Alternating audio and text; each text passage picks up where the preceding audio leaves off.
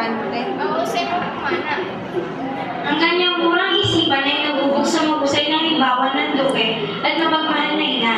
Hindi siya makintulala.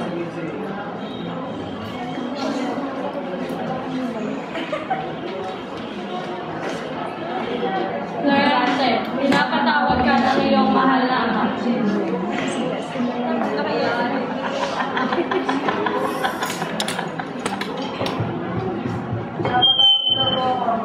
Oo, anak, hindi mo halaga ako sasabihin sa iyo. Ano po yan?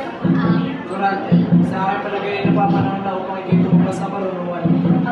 Ako po susunod sa kahit anong gusto. Salamat sa iyo pa ko nawa, anak. Kaya hindi papadala namin sa atin na sa mundo nung wala kang kabalungan. Yun ang nandun sa mahusay na gurong nakatira ron. Sa narito si Antenor ang magiging guro mo ron. Pero, paano po si ina? May hiwalay na ako sa kanya. Alam ko mahal mong iyong ina. Pero kung tayo magpapadala sa panumputan sa nina paglalayo, hindi natin matatagpuan ang tagumpay. Nang dumating ang araw ng pag-alis ng Dorante, ay mahigpit itong hiyakap ng ina na para bang matutunaw ang puso nito. Palayo ka nawa ng Diyos, anak. Naway umari ka ng walang hanggang karunungan. Nakakaasa po kayo akin. Hindi nagtagal ay dumating siya sa Atenas ay nakasulubong niya ang mabait at marunong na gurong si Antenor. Nagagalak makilala ka. Nagagalak din kita makilala, mahal kong maestro. Nandro, halika. Makikilala ko sa'yo bago mo kapag-aaral. Mula ngayon, kaibigan na ninyo akong lahat. Saan ang magiging matalik mo akong katotos? Kaya tatadol ko. Dahil lang po yun, maestro. Maraming. Yun mo na nga muna. Ilang sandali pa ay dumating na nga ito kasama ni Adolfo. Kasi Durante, Adolfo. Ang kababayan mo ng Tagalog bayan sa taktido ko sa'yo. Diyan gagalakan ng mga lalagturan ako mga Mula noon ay naging masaya na si Durante. Madali silang nagkapalagay ng loob ni Menandros. Walang sandali hindi sila makikita magkasama sa pag-aaral, pagtulog at pamamasyal. Pagkalipas ng ilang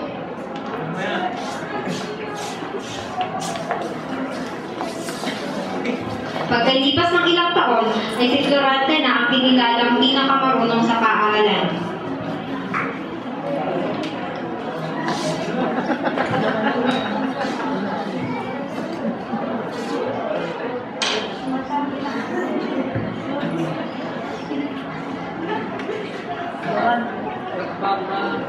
Durante, kailangan ko na ito na hindi mapapantay.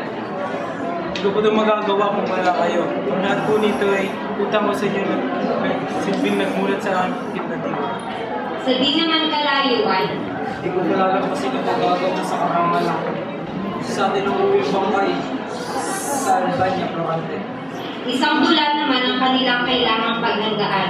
At makalipas ang isang linggo ay naganap ang mula at habang nasa kalagitnaan ng labanan, Ako si Polinice. Ako si Theopolis. Magaling ako, matatalo kita. Tingnan na lang natin kung sinong mananalo. Dapat kang mamatay, Durante. Ikaw ang bago sa friend ka ng alam ko. At mamatay! Mamatay! Mamatay ka, Durante! Tumingin ka! Nakakasal mo. Natapos pa tayo ng iyong kababayan. Kailangan na yun. Kailangan na mamatay sapagkat siya ang bago sa friend ka ng alam ko. pagkatapos ng pangyayari ay agad nang bumalik sa Alban na si Adolfo. Makaranan lang ng linggo, isang liyang ang dumating at ipinmula sa kanyang ama. Durante, may sulat na galing sa iyo. Uy, tulad galing sa aking ama.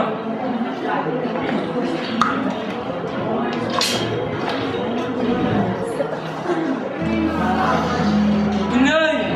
Ika na wala! Inay! Mga paging langit!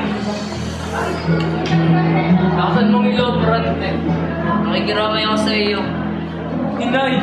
Ba't hindi mo ko hintay? Di ba't sabi ko sa iyo, ako'y magbabalik at ang dadaluhan kita ng aking tagumpay. Kung masyado malambay, Durante, hindi makakatulala sa iyong katawan. Nakaraan ng 2 linggo at isa pang liyang ang dumating mula kay Dr. Liceo. Durante, mula ito sa iyo.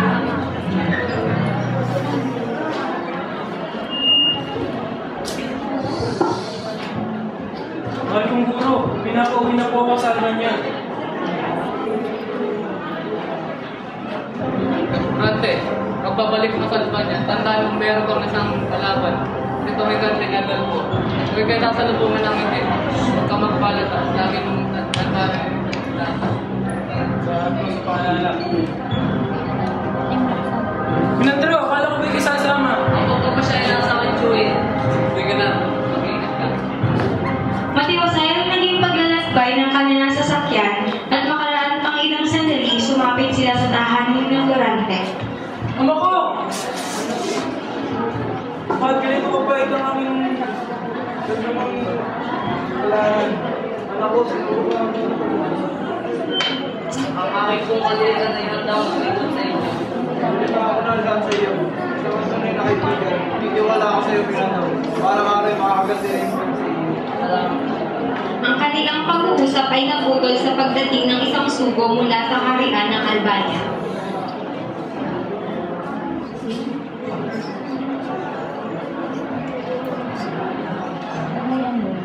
Nang mabasa ang liham na dala ng sugo, ay hindi nag-aksaya ng sandali ang mag-ama. Noon din ay pumunta sila sa palasyo.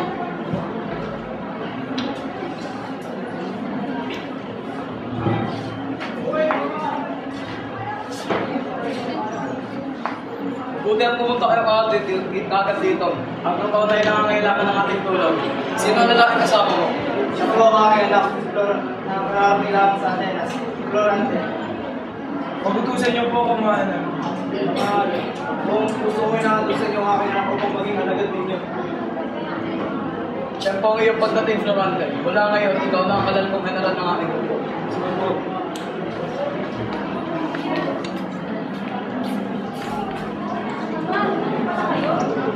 Tawa na, balik ka sandali. Sa kagustuhan ng hari, ang magandang silaga ay nakaumpong sila sa pag-uusap na iyon. Kaibang damdamin ang nadama ni Florante at higit sa kanyang kaalaman ay ganito din ang nadarama ni Laura. Kaya bago magtungo sa labanan, ay nagkaroon siya ng pagkakataong makausap yun. Laura, panawagan ng pagkatawa meron ka. Dapat po sa hindi ng iyong kalungkutan. Ano ang iyong sama pang pagpano ng iyong ina? Ang kalungkutan ko hindi dahil sa'yo. Hindi dahil sa... Kung gayon, nalulungkot ko ang una natin pagkikita. Hindi mo ko naunawa, Laura. Ang aking kalungkutan ay isang hinang. Hindi ko maiuna ang kalungkutan. Ngunit, Hindi ko nais na inis ang malungkot ka natin. okay na sa akin ang iyong mga luha. Yung nagsasabi sa akin na ako ang pinakamapalit sa buong mundo. Durante, lumakad ka na at umasa kang papatupahan ka ng aming mga dalangin. Babalik ako sa'yo. Durante! Kinabukasan, ang pumpatungo sa Rodon ay hanggang-hangana at ang buong bayan ay nagpupunti para sa kanila. Pagdating sa Rodon ay maras ang pagdaluong ng Durante. Ang mga Moro ay nagkagulo at hindi malaman ang gagawin. Di nagwakas at natalang hukbo ng Moro. Pagbalik sa Albania,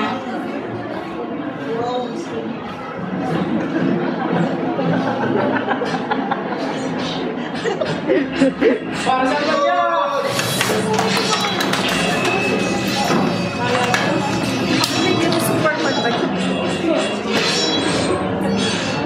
Buhay!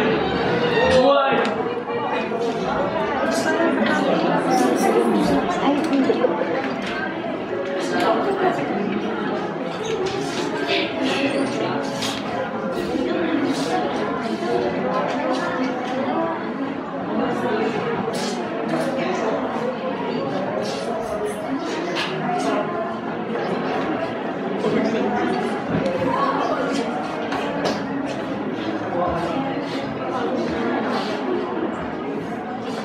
Minandro, di ba ako namamalik mata lamang?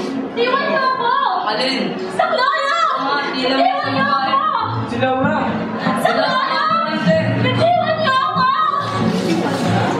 Iwan niyo ako!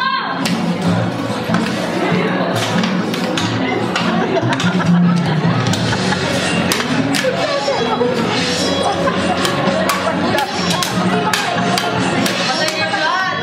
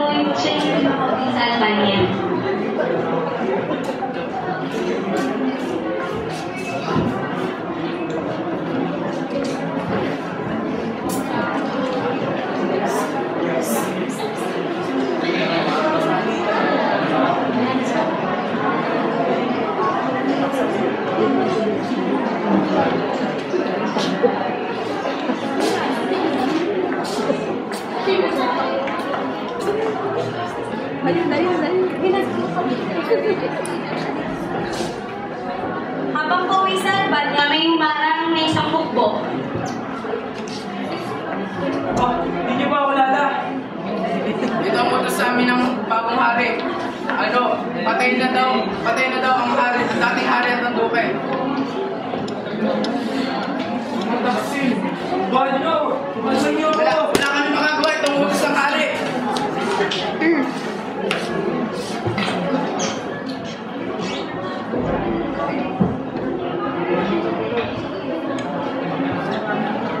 Dalhin niya sa gubat. Magkapos at hayaan mamatay.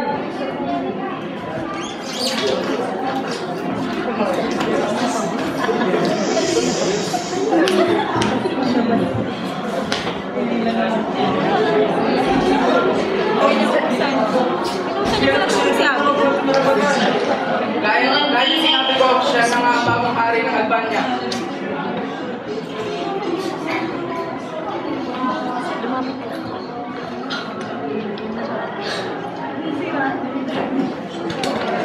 Oh, Diyos ko! Bakit ganito ang kalupit ang ginawa mo sa akin? Laura, Laura. Paalam.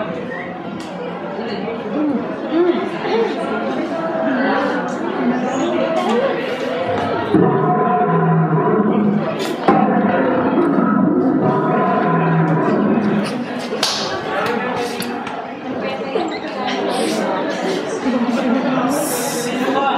Bakit? Ang iyong damit ay nagpapawalin ka na isang moro. Kamatakot, ligtas ka na sa pangalan. O isa ka ako, bro. Nakakalaman ng July. Ngunit sa pagkakataon ay tawin ako ng may Salamat talaga.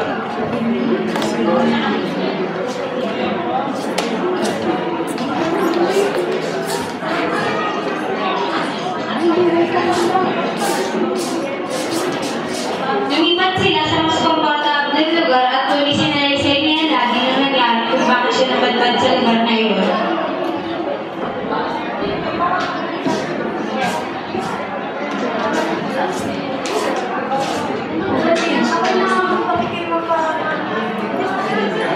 Narita, kapag nagtagumpay ako sa pinangalban niya, saan mo magsasabi tayo ako dito? Makalipas ang ilang araw, ay nasama ni Alali ng Albania at ng Rostam.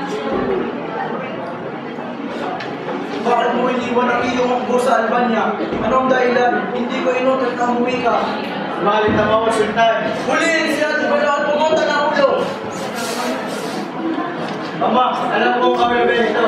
Ito ay dahil kay Florida. Kung sinasabi sa inyo na hindi kayo magtatagumpay.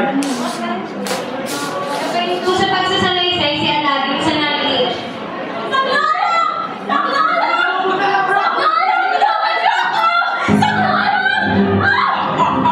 Bakit ka lang, Laura? Bakit ka lang?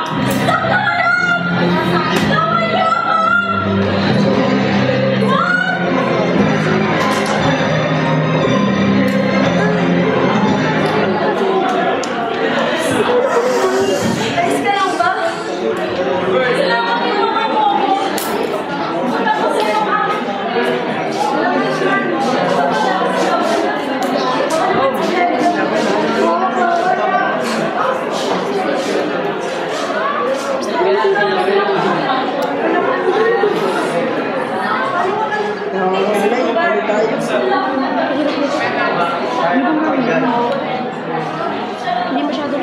Florida! Wala din. Iman din. Laura!